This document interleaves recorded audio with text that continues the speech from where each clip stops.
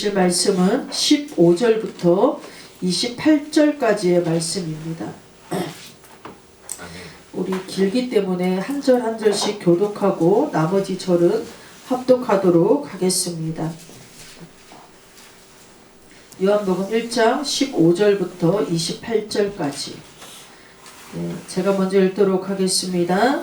요한이 그에 대하여 증언하여 외쳐 이르되 내가 전에 말하기를 내 뒤에 오시는 이가 나보다 앞선 것은 나보다 먼저 계심이라 한 것이 이 사람을 가리킴이라 하니라.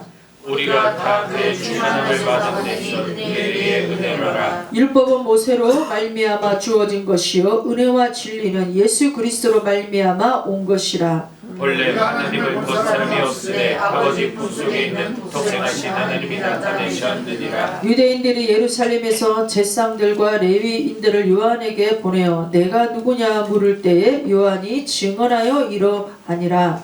요한이 드러내어 말하고 숨기지 아니하니 드러내어 하는 말이 나는 그리스도가 아니라 한데. 또 묻되 그러면 누구냐 내가 엘리야냐 이르되 나는 아니라. 또 묻되 내가 그 선지자냐 대답하되 아니라. 또 말하되 누구냐 우리를 보낸 이에게 대답하게 하라. 너는 내게 대하여 무엇이라 하느냐. 이르되 나는 선지자 이사야의 말과 같이 주의 길을 곧게 하라고 광야에서 외치는 자의 소리로라 하니라. 그들은 바리새인이 보낸 자라. 또 물어 이르되 내가 만일 그리스도도 아니요 엘리야도 아니요 그 선지자도 아닐진데 어찌하여 세례를 베푸느냐. 요한이 대답하되 나는 물로 세례를 베풀거니와 너희 가운데 너희가 알지 못하는 한 사람이 있었으니 곧 내 뒤에 오시는 그이라. 나는 그의 신발끈을 풀기도 감당하지 못하겠노라 하더라. 이 일은 요한이 세례를 베풀던 곳 요단강 건너편 베다니에서 일어난 일이니라.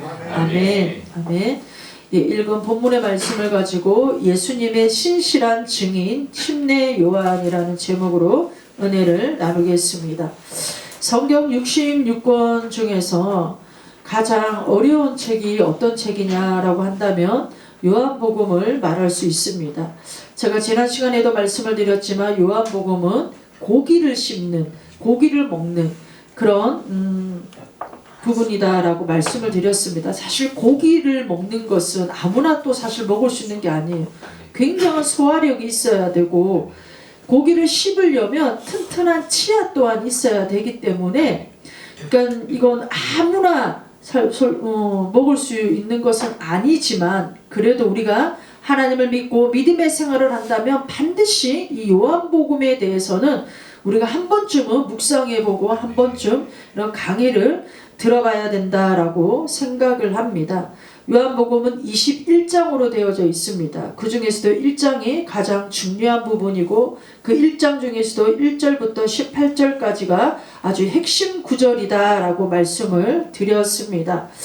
요한복음의 총 주제를 말하라 라고 한다면 하나님께서 우리에게 하고 싶어 하시는 이야기가 무엇이냐라고 말하라고 한다면 우리의 구원자 되신 예수님께서 어떠한 분이신가 여기에 대한 정의를 내려주시고 그리고 나머지 그러니까 1장에서 예수님이 어떠한 분이신가 정의를 내려주시고 나머지 이제 21장까지 그분에 대한 이 행적들을 기록해 놓고 있는 책이 바로 요한복음입니다. 그리고 1장이죠. 이 요한복음은 또한 신학적으로도 너무나도 풍성한 책이 되어집니다. 그래서 좀 다소 어려울 수도 있지만 그렇다고 하나님께서 우리에게 이해하지 못하도록 아주 난해하게 어렵게 만들어 놓지는 않으셨어요. 누구나 마음이 있으면 생각이 있으면 이해할 수가 있는 그런 책입니다. 1절부터 18절까지의 말씀을 보면 처음에 말씀이 계셨고 그 말씀은 하나님과 함께 계셨고 그 말씀이 곧 하나님이시다라고 말씀하고 있습니다. 그러니까 스스로 존재하시는 이 말씀이신 하나님이 창조주이신 이 하나님이 바로 예수님이시다라는 것을 말씀하고 있습니다. 그러나 이 예수님은 하나님과는 별개라고 다른 인격체를 가지고 있다라고 말씀하시고 있는 거죠. 온 우주 공간에 빛의 근원이 되신다라고 말씀합니다. 그 빛은 모든 사람에게 비추어 주시는 빛이다라고 하십니다. 하나님을 알 수 있도록 비추어 주는 이 빛을 대다수의 사람들은 사랑하지 않고 인정하지 않고 외면한다라는 거죠. 그래서 이 빛에 대해서 깨달을 수가 없다라는 겁니다. 그러니까 소수의 사람들만 이 빛에 대해서 반응을 한다라는 거죠. 그러니까 하나님 아버지께서 이 땅에 보내주신 그 말씀을 마음으로 영접해서 하나님의 아들들이 되는 이 권세를 가지게 되는데, 이것이 다수가 아니라 소수의 사람들만 그것에 반응한다라는 거죠. 이 소수의 사람들이 그 말씀에 반응해서 말씀으로 다시 태어나서 하나님의 본성에 참여하는 자들이 되어짐을 말씀하고 있습니다. 말씀이신 그 예수님은 하나님의 독생자이시다. 그러니까 독생자라는 것은 하나님이 낳으셨다. 독생자를 풀이하면 낳으셨다. 왜냐하면 독은 유일한, 그 다음에 생은 낳을 생, 그 생명생 이런 게 되어지는데, 그냥 하나님이 낳았다 이런 개념이 아니라 우리 한국어로 번역이 되다 보니까 그냥 낳았다 이렇게 번역이 될 수가 있는데, 이 독생자라는 개념은 유일한 특별한 존재를 말하고 있는 겁니다. 하나님 아버지와 특별하고 유일한 관계를 맺는 아들로서 그 예수님이 하나님과 특별하고 유일한 관계를 맺는 하나님의 아들로서 그분 안에는 은혜와 진리가 충만하다라는 거예요. 은혜와 진리가 충만하다라는 겁니다. 은혜를 이야기할 때 예수님보다 더 충만한 은혜는 없다라는 거예요. 진리를 이야기할 때 예수님보다도 더 큰 진리는 없다라는 것을 말씀하고 있습니다. 이것을 증언하기 위해서 예수님보다 앞서온 침례 요한에 대해서 하나님께서 증언자로 세워주셨습니다. 그러니까 이 땅에 예수님께서 이 땅에 오셔서 공생의 사역을 할 때 꼭 필요한 증인자로 침례 요한을 하나님께서 세워주셨다라는 겁니다. 그러니까 이 침례 요한이 어떤 사역을 감당하느냐, 우리 6절과 7절을 한번 읽어보도록 하겠습니다. 하나님께로부터 보내심을 받은 사람이 있으니 그의 이름은 요한이라. 그가 증언하러 왔으니 그 빛에 대하여 증언하고 모든 사람이 자기로 말미암아 믿게 하려 함이라. 예수님을 증언하는데 왜 증언을 하느냐? 모든 사람이 믿도록 하기 위해서, 믿도록 하기 위해서 하나님께서 보내주신 전령사다라는 겁니다. 침례 요한은 신약에서 한 90번 정도 언급이 되어지고 있습니다. 우리가 잘 알고 있는 것처럼 침례 요한은 구약의 마지막 선지자입니다. 신약에 기록되어 있다고 해서 신약의 사람이 아니라 구약의 마지막 예언자입니다. 우리가 말라기에서도 보면 아버지의 마음을 자들에게 돌이키게 하는 그런 선지자에 대해서, 엘리야에 대해서 말씀하고 있는데, 그 마지막 엘리야와 같은 그런 선지자가 침례 요한을 말씀하고 있습니다. 마태복음 우리 11장 11절을 한번 볼까요? 마태복음 보면 11장에 보면 예수님께서 침례 요한에 대해서 뭐라고 말씀을 하시냐면, 여자 중에 낳은 자 중에서 제일 큰 자다라고 그렇게 말씀을 합니다. 누가복음 1장에도 보면 침례 요한에 대해서 출생에서부터 이제 이렇게 기록이 되어져 있는데, 우리가 잘 알고 있는 것처럼 아버지가 사가랴입니다. 제사장, 어머니는 엘리사벳입니다. 이 침례 요한의 부모에 대해서 성경은 뭐라고 말하고 있냐면 하나님 앞에 의로운 자들이다 라고 그렇게 기록이 되어져 있습니다. 그러니까 좋은 부모가 좋아도, 성경에 보면 부모가 좋아도 악한 자녀가 나올 수 있는 경우들도 있습니다. 우리가 잘 알고 있는 것처럼 히스기야는 좋은 왕의 선한 왕에 속하는데 그의 아들 므낫세는 완전 그냥 정말 악한 왕으로 그렇게 기록이 되어져 있습니다. 그러나 여러분, 성경에 보편적으로 보면 좋은 부모 밑에서는 좋은 자녀가 나올 확률이 높게 기록이 되어져 있습니다. 그러니까 부모가 하나님을 두려워하는 신앙은 좋은 자녀를 나오게 한다라는 거예요. 하나님 앞에 두려움을 가지고 정말 부모된 우리의 신앙이 부모된 우리 입장에 하나님 앞에 어떠한 마음의 자세로 신앙생활을 하는가에 따라서 그 자녀들이 정말 신실한 믿음의 자녀들이 되어질 수도 있고 하나님을 대적하는 자녀들이 되어질 수도 있습니다. 그러니까 여러분 사실 부모와 자녀라는 건 우리가 별개로 구원을 놓고 보자면 우리가 개인적인 개별로 그 구원을 말할 수가 있지만 그러나 부모와 자녀는 여러분 영적으로 다 연결이 되어져 있습니다. 연결이 되어져 있습니다. 그러니까 그 부모와 자녀들이 연결이 되어져 있기 때문에 부모의 믿음이, 부모의 삶이, 부모의 언행이, 부모의 마음이 어떠한가 따라서 자녀에게 그 영향들이 다 미쳐진다라는 거예요. 보이지는 않지만 다 미쳐지게 되어져 있습니다.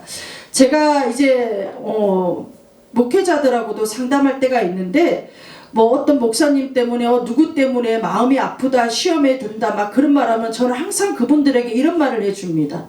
그분들이 그렇게 마음을 아프게 하고 힘을 들게 시험에 들게 했다 하더라도 그 마음을 빨리 추스려라. 왜냐하면 자녀에게 영향력이 끼쳐진다.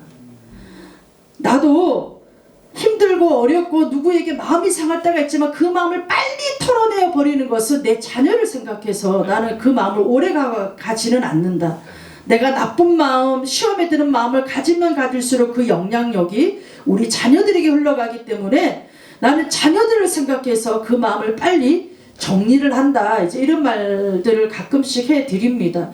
여러분, 우리가 눈에 보이지 않지만 다 여러분 영적으로는 다 연결이 되어져 있습니다. 부모와 자녀는. 그러니까 엘리사벳과 이 샤가라도 하나님 앞에 의로운 자라고 하나님 앞에 그렇게 한 인정을 받았기 때문에 침례 요한과 같은 좋은 자녀가 나오고 뱃속에서부터 성령 충만함을 갖고 하나님의 나라의 기쁨이 되어지는 그런 은혜를 받은 자가 되어졌던 것입니다. 그러니까 여러분 우리 부모들이 가져야 될 신앙이 무엇이냐면 하나님 앞에 설 것을 늘 생각해야 돼요. 하나님 앞에 설 것을 늘 염두에 두고 신앙생활을 해야 됩니다. 하나님 앞에 내가 설 것을 생각하고 그것을 염두에 두고 신앙생활을 하는데 여러분 남한테 욕을 하고 해코지를 할 수 있겠습니까? 미워하고 나쁜 마음들을 가지고 있을 수가 있겠습니까 여러분? 그러니까 여러분 그런 신실한 마음을 가지고 있으면 하나님은 반드시 그 부모를 통하여서 그 자녀들을 하나님의 나라에 쓰십니다. 그 자녀들을 하나님 나라에 쓰십니다 여러분. 그것이 누가복음 1장에 침례 요한 부모와 침례 요한의 출생에 관해서 아주 그것이 여러분 잘 기록이 되어져 있습니다. 누가복음 1장 13절과 14절에도 침례 요한에 대한 예언이 되어져 있습니다. 이 땅에 태어난 것 자체가 기쁨이고 어머니 태에서부터 성령으로 충만했다고 그렇게 기록이 되어져 있습니다. 그러면서 이 침례 요한은 육신적으로 강건하게 자라고 영으로도 강건한 아이로 자라게 되어짐을 기록하고 있는 거죠. 우리의 자녀들이 성령으로 충만한 하나님의 백성이 될 수 있도록 하나님의 은혜 안에서 예수님의 보혈로 우리가 정말 그 구원을 받아 이 세상의 사람들과 하나님을 위해서 주의 일을 감당하는 복된 자녀들이 되기 위해서 우리 부모 세대들의 삶이 중요하다라는 거예요. 그리고 이 자녀들을 위해서 우리는 끊임없이 기도해야 한다라는 겁니다. 우리 누가복음 1장 80절 말씀을 보겠습니다. 누가복음 1장 80절 말씀. 아이가 자라매 심령이 강하여지며 이스라엘에게 나타나는 날까지 빈들에 있으리라. 그러니까 이게 여러분 아이가 자라매 심령이 강하여졌다. 영이 강하여졌다. 정말 이것이 여러분 하나님께 받은 큰 은혜이고 축복인 줄을 믿습니다. 네. 그러면서 이제 누가복음 3장으로 넘어오면 침례 요한의 이제 사역에 대해서 그렇게 쭉 기록이 되어져 있습니다. 침례 요한이 했던 사역은 바로 여러분 회개의 침례를 베푸는 것이었습니다. 회개의 침례를 베푸는 것이었습니다. 회개의 침례를 어떻게 베풀었느냐? 하나님의 나라가 하나님의 왕국이 가까이 왔으니 회개해야 된다. 이것을 선포했던 바로 그런 선지자인 거죠. 그리고 여러분 회개의 침례를 베풀고 나서 침례 요한이 했던 말씀이 우리 8절 보겠습니다. 3장 8절 누가복음입니다. 그러므로 회개에 합당한 열매를 맺고 속으로 아브라함이 우리 조상이라 말하지 말라. 내가 너에게 이르노니 하나님이 능히 이 돌들로도 아브라함의 자손이 되게 하시리라. 그러니까 여러분, 우리가 회개라는 것은 그냥 하나님 앞에 잘못했어요 하고 반성하고 돌이키는 게 아니라 반드시 회개는 여러분 열매를 가져오게 되어져 있습니다. 내가 정말 진정으로 하나님 앞에 회개했다면 회개에 합당한 열매가 반드시 나타나게 되어져 있습니다. 내가 어떠한 부분을 놓고 회개를 했는데 또 그 부분에 대해서 또 똑같은 일을 반복하고 있다면 그건 회개한 게 아니에요. 그냥 후회하고 반성한 것밖에 되어지지 않습니다. 반드시 회개에는 합당한 열매가 나타나게 되어져 있습니다. 그래서 여러분, 우리가 입으로 믿고 마음으로 믿고 입으로 시인한다고 해서 그것이 여러분 다 되어지는 것이 아니라는 거예요. 내가 마음으로 믿고 입으로 시인했다면 반드시 내 삶의 그 시인한 마음으로 믿었던 열매들이 나타나게 되어진다라는 겁니다. 하나님께서도 여러분 우리에게 이 마지막 심판 때 우리에게 보시는 것이 무엇이냐면 열매라고 있어요. 열매로 그 사람을 안다라고 했습니다. 이 사람이 정말 하나님을 믿었는지 안 믿었는지 어떻게 그것을 증명하느냐, 하나님 앞에. 하나님의 열매로 우리를 판단하신다라고 했습니다. 그래서 침례 요한도 회개의 침례를 베풀면서 회개에 합당한 열매를 맺어야 된다라고 말씀을 선포했던 거죠. 그러니까 하나님께서 우리에게 요구하시는 건 딴 게 없어요. 성경에 보면 하나님께서 우리에게 요구하시는 건 무엇이냐면 회개에 그냥 합당한 열매입니다. 열매. 회개에 합당한 열매를 맺기를 원하시는 것입니다. 그러면서 3장 이제 15절을 보면 이제 막 세상이 어지럽고 힘들고 로마에 이런 압제에 있다 보니까 너무나 이런 삶들이 어렵고 힘든 가운데 백성들이 메시아를 기다리고 있었습니다. 메시아를 기다리고 있었습니다. 그래서 모든 사람들이 그때 그 당시에 보기에는 침례 요한이 너무나도 훌륭한 사람인 거야. 신실하고 정말 저 사람이라면 메시아일 것 같아. 그런 느낌이 들 정도로 신실한 그런 침례 요한을 보고 사람들이 네가 메시아냐? 라고 그렇게 이제 물어보는 거죠. 침례를 받으러 오면서 당신이 메시아입니까? 라고 이제 물어봅니다. 그래서 예루살렘의 종교 지도자들이나 레위인들, 제사장들이 사람을 보내서 물어보는 거죠. 내가 누구냐? 내가 그리스도냐? 라고 물어볼 때 나는 그리스도가 아니다. 라고 침례 요한이 말을 합니다. 여러분, 인간 가운데는 여러분 그리스도가 날 수가 없습니다. 그리스도가 없습니다. 뭐 문선명이 뭐 이만희가 뭐 자기가 성령의 보혜사다 뭐 그리스도다라고 하지만 그렇기 때문에 그들이 이단인 거예요, 여러분. 절대 여러분 인간이 이 사회 이 가운데에서는 그리스도가 날 수가 없습니다, 여러분. 그 말 한마디로도 전 이단이구나라고 우리는 여러분 분별할 수 있어야 될 줄을 믿습니다. 근데 침례 요한도 나는 아니다. 그러니까 그 사람들이 그럼 네가 엘리야냐? 나는 엘리야도 아니다. 그러니까 여러분 물어보는 이유가 뭐냐면 왜 엘리야냐고 물어보냐면 말라기 4장에 마지막 때 엘리야와 같은 그런 선지자가 나타나는데 아버지의 마음을 자녀에게 주어서 돌이키게 하는 그런 말씀들이 예언이 되어져 있기 때문에 네가 엘리야냐? 라고 이제 이 사람들이 이제 물어보게 되어진 거죠. 그 다음에 또 이제 물어보는 게 네가 그러면 선지자냐? 라고 물어봅니다. 그러니까 신명기 15장 18절에도 보면 선지자에 대해서 이제 예언이 되어져 있거든요. 그러니까 네가 그 모세와 엘리야를 보내겠다라고 하는 그 하나님의 그런 선지자냐라고 말합니다. 그랬더니 이제 침례 요한이 자기의 정체에 대해서 말을 합니다. 우리 다시 요한복음으로 돌아와서 1장 23절 요한복음 1장 23절을 보겠습니다.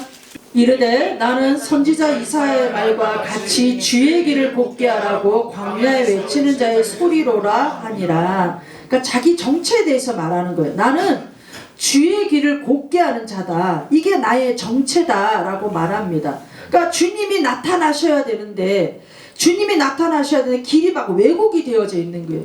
길이 막 왜곡이 되어져 있고 사람들의 마음이 다 삐뚤어져 있는 거예요.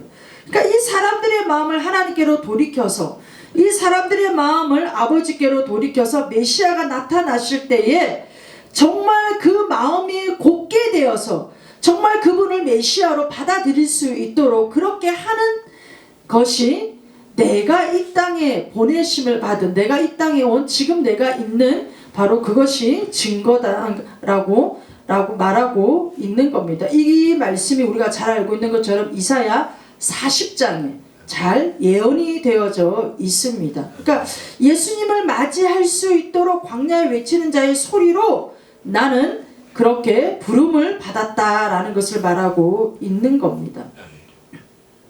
사람들이 그러면 그리스도도 아니고 엘리야도 아니고 선지자도 아니라고 하는데 왜 네가 침례를 베풀고 있느냐라고 이런 질문을 합니다. 그래서 침례 요한이 나는 물로 침례를 베풀지만 내 뒤에 오시는 이는 불과 성령으로 침례를 베풀어 주실 것이다 라고 말씀합니다. 이게 이제 누가복음 3장 16절에서 17절에 잘 기록이 되어져 있습니다. 여러분들 집에 가셔서 누가복음 1장 3장을 한번 읽어보시면 침례 요한에 대해서 잘 이렇게 기록이 되어져 있습니다. 그러니까 예수님께서는 오셨을 때 불과 성령으로 침례를 주신다. 불세례는 뭐고 성령 세례는 무엇일까요? 불세례. 이 불세례는 여러분 예수님이 오셔서, 예수님께서 메시아로서의 그런 예수님이 오셔서 정말 모든 백성들이 구원을 받기를 원하시는, 죄인을 부르셔서 의인으로 만드시는 그런 예수님의 구원의 사역에 그 예수님을 거부하는 자, 예수님을 영접하지 않는 자는 불세례를 받게 됩니다. 이 불세례가 뭐냐면 지옥의 불세례를 받게 됩니다. 근데 성령의 세례를 받는 사람은 그 예수님을 인정하고 예수님의 그 예수님을 하나님 되심을 인정하고 영접하여 그분을 받아들이는 자는 성령으로 세례를 받게 되어지는, 하나님과 여러분 그렇게 함께 살게 되어지는 그것을 말씀하고 있는 겁니다. 그러니까 불과 성령으로 침례를 베풀 그분을 위해서 내가 증언하러 왔다라고 말하고 있는 거예요. 그러니까 불은 뭐냐면 지옥에 갈 것을 말하고 있는 거고, 성령은 하나님의 백성으로서 거듭나는 자들을 말하고 있는 겁니다. 이게 우리가 요한복음 1장 14절 읽었던 것과 같이 영접하게 되어지는 것이 되어집니다. 그러니까 요한이 예수님은 그러면서 우리가 영접해야 될 그분은 바로 이러한 분이시다라고 말씀하고 있는데, 우리 15절과 17절 요한복음 15절에서 17절까지 한번 읽도록 하겠습니다. 요한이 그에 대하여 증언하여 외쳐 이르되 내가 전에 말하기를 내 뒤에 오시는 이가 나보다 앞선 것은 나보다 먼저 계심이라 한 것이 이 사람을 가리킴이라 아니라 우리가 다 그의 충만한 데에 받으리니 은혜 위에 은혜로라. 율법은 모세로 말미암아 주어진 것이요 은혜와 진리는 예수 그리스도로 말미암아 온 것이라. 아멘. 그러니까 누가복음에 보면, 누가복음 1장에 보면 침례 요한과 예수님의 출생에 대해서 기록하고 있어요. 근데 예수님보다 6개월 먼저 잉태된 자가 침례 요한이에요. 근데 여기 우리가 오늘 15절에 보면 나보다 먼저 오셨다고 되어져 있어요. 나보다 먼저 오셨다. 그러니까 여러분, 그 세상적인 시간으로 볼 때는 침례 요한이 먼저 왔어요. 그러니까 우리가 이해하기 쉽게 생각하면 침례 요한이 예수님보다 형이에요. 형. 6개월 먼저 났습니다. 근데 침례 요한은 그 예수님을 나보다 앞섰니, 나보다 먼저 계셨다라고 그렇게 말씀하고 있습니다. 우리 요한복음 8장 58절에도 보면 아브라함보다 먼저 계신 이가 예수님이시다라고 그렇게 말씀이 또한 나와 있습니다. 그러니까 여러분, 그러니까 예수님은 세상적인 출생의 기준이 아니라 이분은 스스로 계시는 분으로 영원 전부터 계시는 분을 말씀하고 있는 겁니다. 영원 전부터 하나님과 함께 계셨던 분이라는 것을 증언하고 있는 겁니다. 그러니까 16절에 이분은 그의 충만한 데에서 받으리는 은혜 위에 은혜다라고 말씀하고 있습니다. 그러니까 이것은 구약 시대에도 은혜는 있었습니다. 구약 시대에도 은혜는 있었지만 그 구약 시대를 구약 시대를 대처할 그 은혜가 있다. 그것은 보통 은혜가 아니라는 거예요. 구약 시대에도 은혜가 있었지만 그것을 능가하는 은혜가 있는데 이것은 보통 은혜가 아니다라는 겁니다. 여러분, 하나님께서 신약 시대에 주신 은혜가 어떤 은혜입니까? 어떤 은혜입니까, 여러분? 아버지께서 자기 아들을 이 땅에 보내주신 거. 자기 아들을 이 땅에 보내주셔서 그 아들을 십자가에 죽으시고 그 십자가에 죽기까지 우리를 사랑하셔서 그 예수님을 통하여 우리가 여러분 구원을 받게 하시는, 이게 은혜보다, 구약의 은혜보다 더 큰 은혜, 보통의 은혜가 아니라는 거예요. 이게 여러분 예수님의 그 충만하신 은혜 가운데서 이 은혜가 나왔다는 거예요. 여러분, 그러니까 저와 여러분들은 그냥 우리가 어쩌다가 예수님을 믿어서 내가 지금 이렇게 신앙생활을 하고 있는 게 아니라는 거예요. 진짜 우리는 보통 은혜를 넘게 받은 자들이 저와 여러분들이라는 거예요. 아무나, 여러분, 아무리 예수님이 모든 사람에게 이 은혜를 주시고자 하시지만 이 은혜를 받아들이는 사람은 소수인데 그 중에서도 저와 여러분들이 이렇게 주님을 믿고 섬기고 있다라는 게 보통 은혜를 받은 자들이 아니라는 것을 말씀하고 있습니다. 그러니까 여러분, 그 예수님 안에 있는 충만하신 그 은혜는 어디에 가도 이 은혜는 받을 수가 없다라는 거예요. 예수님의 은혜는 여러분 모자람이 없는 충만한, 그러니까 100%의 은혜라는 거예요. 100%의 은혜, 100%의 진리라는 것을 말씀하고 있는 겁니다. 그러니까 세상 어디에도 이 100%의 은혜와 진리는 없다라는 거예요. 제가 여러분들에게 이렇게 말씀을 전하고 있는 것도 그 예수님의 은혜의 조그만한 그런 기퉁이 하나를 가지고 제가 전하고 있는 거지, 그 예수님의 은혜를 다 전하고 있는 게 아니라는 거예요. 제가 알고 있는 진리가 그게 전부 다 진리가 아니라는 거예요. 그 예수님이 충만하게 가지고 계신 그 진리에 제가 조금 그 진리를 알아서 그 진리를 전하고 있는 거지, 제가 전하고 있는 은혜와 진리가 충만한 게 아니라는 거예요. 오직 충만함은 예수님 안에 그 충만함이 있다라는 것을 말씀하고 있는 겁니다. 그 17절에도 보면 율법은 모세로 말미암아 주어진 것이요 은혜와 진리는 예수 그리스도로 말미암아 온 것이라. 율법은 모세로부터 주어졌습니다. 지난 시간에도 말씀을 드렸지만 율법은 우리의 죄를 정죄하는 일을 합니다.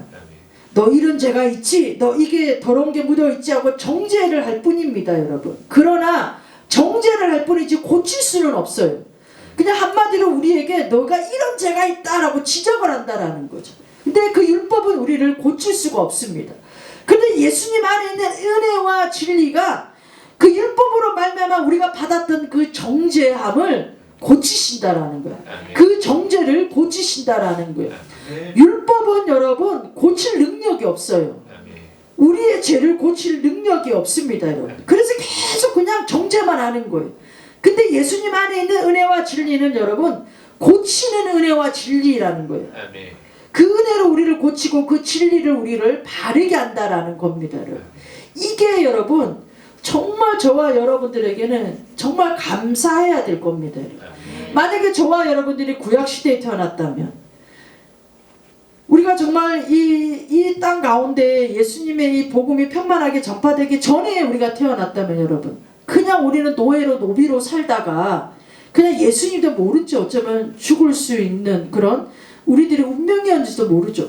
근데 여러분 정말 그 복음이 편만하게 전파되어져 있는 이 시대 가운데에 저와 여러분들이 태어나서 또 이 자유 대한민국이라는 곳에 태어나서 마음껏 신앙생활하고 마음껏 하나님을 알고 복음을 전하고 찬양하고 할 수 있다. 이것이 여러분 우리의 삶의 그 어떤 것보다도 감사해야 될 제목입니다, 여러분들은 그냥 반사되어지는 빛들일 뿐인데, 저와 여러분들이 신약시대에 태어나서 반사되어진 그 빛에 우리가 살아가는 게 아니라 참 빛인 주님을 직접 우리가 만나고 섬길 수 있다는 게 이게 복이라는 거예요. 이게 복 중에 복이라는 겁니다, 여러분. 그러니까 여러분 모세도 위대한 하나님의 사람이었지만 예수 그리스도의 참빛 앞에서는 그냥 비춰지는 빛이었다는 거죠. 비춰지는 빛에 불과했다라는 겁니다. 그래서 여러분 침례 요한을 통하여 하나님이 이것을 증언하시고 또 사도 요한을 통하여서 하나님 이것을 우리에게 말씀하시고자 하고 계시는 겁니다, 여러분. 그러니까 이 이 신약 시대의 참비신 그분이 우리에게 친히 오셨다라는 거예요. 친히 오셨다라는 게 이게 여러분 우리에게는 은혜가 되어지는 줄을 믿습니다. 그래서 참 빛으로 오신 이분이 하시는 일이 무엇이냐, 그것이 이제 18절에 기록이 되어져 있습니다. 본래 하나님을 본 사람이 없으되 아버지 품속에 있는 독생하신 하나님이 나타나셨느니라. 그러니까 예수님이 하시는 일이 무엇이냐면 말씀이 육신이 되어 이 땅에 오셨어요. 그 말씀이 육신이 되어 왜 이 땅에 오셨냐, 말씀이 육신이 되어 왜 이 땅에 예수님이 오셨냐면 하나님의 일을 드러내시기 위해서. 하나님의 일을 드러내시기 위해서. 왜냐하면 하나님을 본 사람이 없어요. 하나님을 배울 수가 없었어요. 그런데 예수님이 친히 인간의 몸으로 이 땅에 오심으로 말미암아 그 하나님을 드러내시는 거예요. 그래서 그 예수님을 통하여서 우리는 하나님을 보게 되어지는 이런 은혜를 받게 되어지는 거죠. 예수님이 오신 이유가 바로 그 이유라는 것을 말씀하고 있습니다. 우리 골로새서 1장 15절을 보겠습니다. 골로새서 1장 15절. 그는 보이지 아니하는 하나님의 형상이시여 모든 피조물보다 먼저 나신 이시니, 보이지 않는 하나님의 형상이 예수님이시래요. 그러니까 하나님과 판박이라는 말씀이에요. 판박이. 그러니까 우리가 하나님을 볼 수는 없는데 예수님을 봄으로 하나님을 본다라는 거예요. 그 다음에 여러분 우리 히브리서 1장 3절을 한번 보겠습니다. 히브리서 1장 3절. 이는 하나님의 영광의 광채시여 그의 본체의 형상이시라. 그의 능력을 말씀으로 만물을 붙드시며 죄를 정결하게 하시는 일을 하시고 높은 곳에 계신 지극히 크신 이의 우편에 앉으셨느니라. 그러니까 하나님 자체, 그러니까 하나님 자체가 바로 예수님이시라는 거예요. 예수님. 그러니까 정확한 하나님의 형상을 가지고 있는 그 예수님이 이 땅에 오심으로 말미암아 우리가 그 하나님을 정확하게 볼 수 있게 되어짐을 말씀하고 있는 겁니다. 그러니까 예수님과 하나님은 서로 다른 분이셔요. 다른 분이신데 이 예수님 안에는 하나님과 똑같은 것이 있다라는 거예요. 인격도, 권능도, 거룩함도, 우리에게 하시는 말씀도, 그 위대하심도, 그 다음에 우리에게 인간의 마음에 사랑을 전달하시는 것도 똑같다라는 거예요. 두 분이 다른 분이신데도 하나님 안에 있는 모든 형상이 예수님 안에도 계셔서 하나님이 가지고 계신 그 모든 것이 예수님을 통하여 우리에게 다 나타내어 주신다라는 것을 말씀하고 있는 겁니다. 이 말씀이 여러분 마태복음, 마가복음, 누가복음, 요한복음의 각자 다른 시선으로 그 하나님의 형상을 가지신 예수님이 이 땅에 오셔서 어떻게 그 하나님의 형상을 나타내시는가를 기록하고 있는 거예요. 그 중에서도 요한복음은 예수님이 하나님의 아들로서의 우리에게 그 형상을 드러내어 놓고 계시는 것이죠, 여러분. 그래서 여러분 정말 우리에게 이 침례의 요한이 정말 사람들이 보기에는 거룩하고 위대하고 정말 세상에 저런 사람이 없을 정도의 신실한 믿음을 가진 저 사람이 메시아다라고 사람들이 생각하여 몰리면서 당신이 메시아냐고 그리스도냐고 물어봤을 때 침례의 요한은 분명하게 자기 위치를 알았다라는 거예요. 나는 아니다.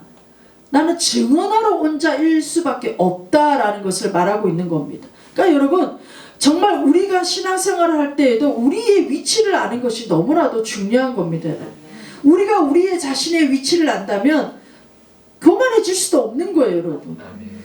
교만해질 수도 없는 겁니다. 침례 요한도 여러분 그렇게 사람들에게 위대함으로 칭찬을 받아도 나는 그분의 신발끈을 풀기조차도 감당하지 못한다.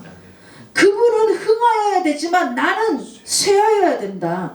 분명하게 자기의 위치와 사명을 알았던 사람이기 때문에 하나님이 맡겨주신 그 사명을 잘 감당하고 비록 목배임을 당하여 죽었지만 정말 그 사람은 이 여자에게서 난 자 중에 제일 큰 자로서 아브람보다도 큰 자로 다윗보다도 큰 자로 예수님이 칭찬하는 바로 그런 사람이 되어졌던 것입니다. 그러니까 여러분 정말 저와 여러분들도 이렇게 침례 요한처럼 우리가 늘 주님이 통해서 드러나도록, 우리가 아니라 주님이 드러나도록, 항상 우리의 기도의 제목은 주님은 흥하여야 되고 우리는 쇠하여야 된다라는 거. 그리고 우리는 주님의 신발끈조차도 우리는 그 풀기를 감당하지 못하는 그런 존재. 하나님 앞에 이 떨어지는 은혜의 부스러기를 먹고 살아가는 그런 우리는 존재라는 것을 우리는 잊지 않아야 될 줄을 믿습니다. 사람은 여러분 칭찬에 또 약해요. 누가 또 좀 짙게 세워주면 으쭐할 수밖에 없어요. 그러나 여러분 바로 그런 또 이 시발점이 우리를 교만하게 할 수 있는 그런 또 통로가 되어줄 수가 있는데, 항상 나의 위치가 나는 그저 은혜의 부스러기를 먹고 사는 그 예수님 안에 있는 그 충만하신 은혜를 먹고 사는 존재이다라는 것을 잊지 않고 저와 여러분들이 살아간다면 정말 침례 요한과 같이 우리는 예수님의 신실한 증인으로서 주님이 부르시는 그날까지 우리는 또 믿음을 지키며 그렇게 하나님을 드러내고 하나님을 나타내는 자로 살아가게 되어질 줄을 믿습니다.